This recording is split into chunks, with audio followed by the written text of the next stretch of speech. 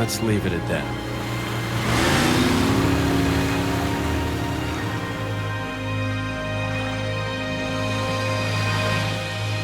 Yo, I finally beat Resident Evil 4. Let's go. Oh man, this game is so good.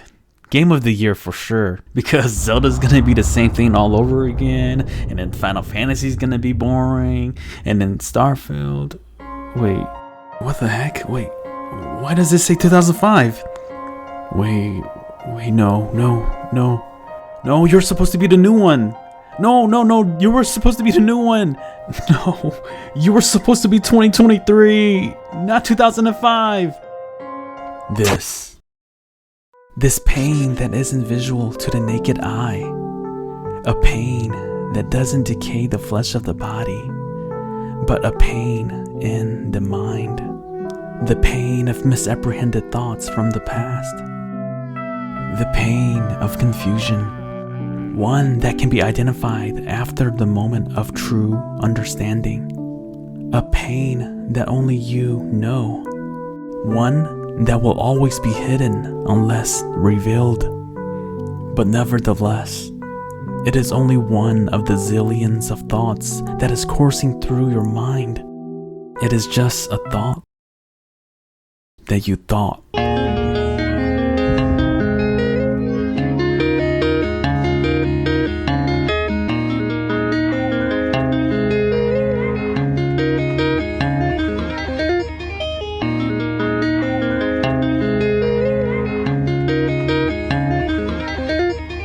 March 23rd, 2023. The world can now get their hands on one of the many anticipated games of the year. Resident Evil 4. The video game franchise that pioneered the horror game genre. Would there have been a Phasmophobia if there was never a Resident Evil? What about Dead by Daylight? Or the superior, scarier game franchise that is Silent Hill? We wouldn't have known, but we do know that there wouldn't have been a remake of the Silent Hill game if it wasn't for the success of the Resident Evil remakes. The ultimate game of the year is Resident Evil 2! These games are deservingly recognized as one of the great games of this generation. Not only did they capture the ambience and charm of the old Resident Evil games, but they made it palatable to modern gaming and will most definitely bring horror to gamers for many decades to come. So with the success in the previous remakes, will it finally be derailed with Resident Evil 4? The finale of the trifecta. This game is the reason why I believe the remake series exists in the first place.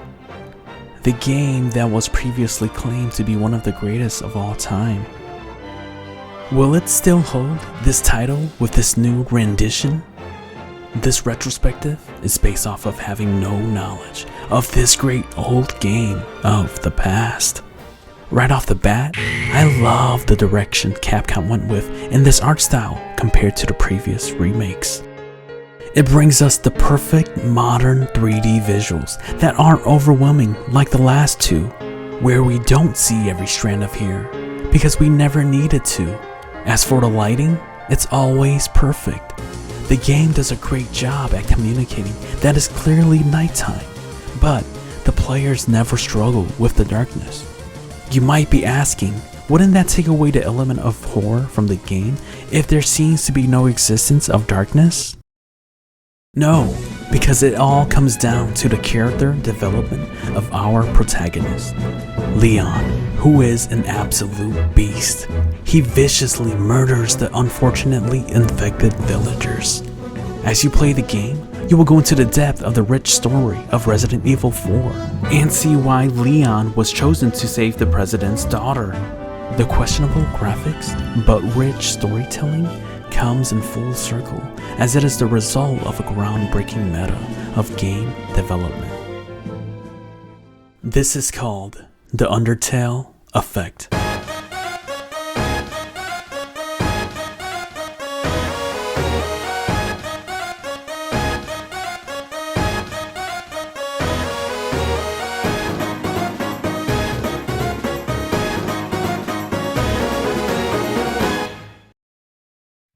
In the instance of Undertale, Toby Fox opted out of 3D visuals and settled on 2D storytelling.